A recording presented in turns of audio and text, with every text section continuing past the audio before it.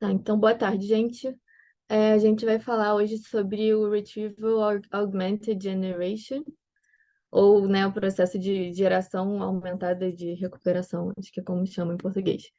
Então,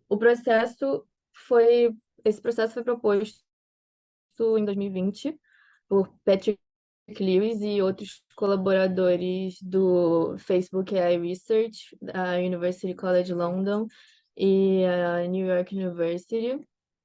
Mas antes de começar a introduzir esse processo, explicar como é que ele funciona, a gente vai começar com uma contextualização de por que que ele se fez necessário. Então, primeiro, a gente considera alguns problemas presentes nos LLMs pré-treinados, que primeiro eles não conseguem facilmente expandir ou revisar a sua memória. Eles também não conseguem fornecer maior clareza sobre suas predições e também podem produzir alucinações. Então, a partir dessas questões, e algumas outras também, já foram propostos alguns modelos baseados em recuperação, que combinam a memória paramétrica e não paramétrica, como o Helm e o Orca, mas eles exploram apenas a tarefa de resposta extrativa de perguntas de qualquer domínio. E aí, então, o RAG, vou chamar de RAG, foi proposto com o objetivo de utilizar uma memória híbrida paramétrica e não paramétrica em modelos sequence-to-sequence, como o BART, que é um modelo que é também do Facebook AI. Ou seja, né, esses modelos são utilizados para tarefas como tradução de texto, geração de legendas para imagens, sumarização de texto, etc. Aí falando agora mais sobre o processo em si. Ele se inicia com uma pergunta do usuário, como por exemplo, como eu faço X? E o primeiro passo é o de recuperação, é a parte de retrieval, onde o processo pega a pergunta do usuário e busca pelos trechos de conhecimento mais relevantes para responder aquela pergunta dentro da base de conhecimento que ele tem, que é uma base de conhecimento externa. Depois, vem o passo da geração aumentada, onde as informações relevantes são encaminhadas junto com a pergunta do usuário para o LLM, que lê as informações e responde a essa pergunta que foi fornecida pelo usuário. E aí a gente vai entrar agora mais no detalhe de cada um desses passos. Então, primeiro, a parte de recuperação é uma operação, principalmente de busca, que tem o objetivo de selecionar as informações mais relevantes da base de conhecimento, baseado na entrada do usuário. Então, há a parte do processo que constrói a memória não paramétrica e é composta por duas etapas, a indexação e a consulta. A indexação é dividida em um passo de carregamento dos dados da base de conhecimento e um passo de partição dos documentos de conhecimento em trechos que sejam mais apropriados para uma busca.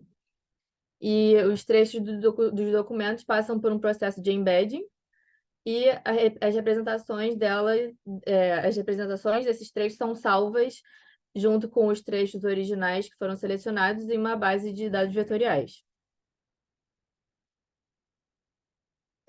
A fase de busca consiste em uma busca semântica na base de dados vetoriais para selecionar K trechos, né, um número específico de trechos que são os mais próximos da representação vetorial da entrada fornecida pelo usuário. O segundo passo do RAG, então, é a geração aumentada de resposta.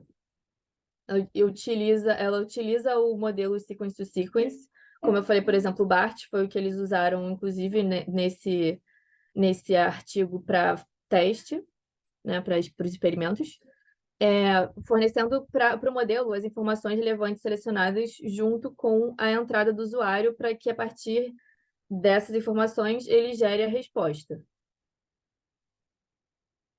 No artigo, foram realizados experimentos para testar a eficácia do processo. Para algumas tarefas intensivas em conhecimento. Então, primeiro foi uma resposta a perguntas de domínio aberto, que é uma aplicação no mundo real e é uma forma de teste comum para tarefas intensivas em conhecimento. Também a resposta abstrativa, eles meio criaram, tem essa palavra abstrativa, né, a perguntas, que tem o objetivo de testar a capacidade do RAG de gerar respostas com formato de texto livre. A geração de perguntas do Jeopardy, que é um jogo que consiste em tentar adivinhar uma entidade a partir de fatos sobre ela, de perguntas ou fatos sobre ela. É usado com o objetivo de estudar as habilidades do RAG de gerar perguntas de domínio aberto e verificação de fatos. Então, classificar se uma afirmação é verdadeira ou não, ou talvez que não tenha informação suficiente para afirmar se ela é verdadeira ou não. Então, alguns dos resultados desses experimentos foram, primeiro, que o RAG estabeleceu um novo estado da arte para perguntas de domínio aberto, comparado com os outros modelos que eles usaram, que são conhecidos como estado da arte. Ele teve um resultado melhor. Os modelos RAG alucinam menos e geram texto factualmente corretos e com maior frequência do que os modelos sec-to-sec conhecidos.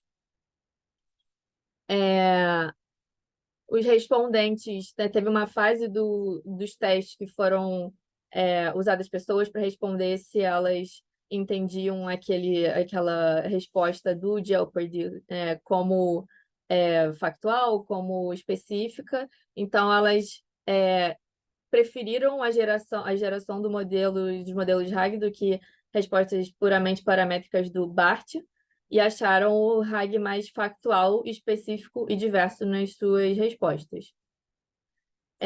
O conhecimento de mundo do RAG pode ser atualizado ao substituir sua memória não paramétrica, não precisando retreinar um modelo, somente substituindo por uma memória mais atualizada. O fato de que o RAG é baseado em conhecimento factual fornece maior controle e interpretabilidade também para os modelos, e também pode ser aplicado em uma variedade de cenários, já que depende da base de conhecimento externo.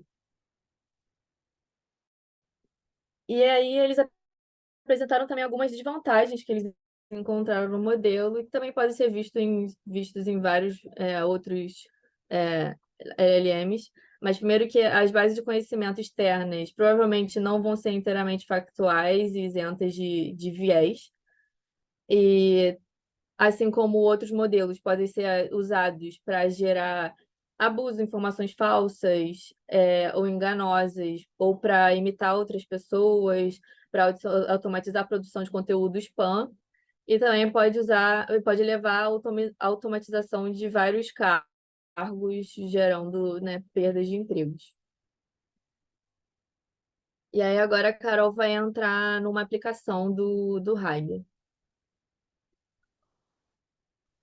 Eu continuo aqui ou paro e Eu posso Carol compartilhar, eu acho que é compartilha? mais fácil de controlar. Tá bom. Acho que tem que parar para eu conseguir.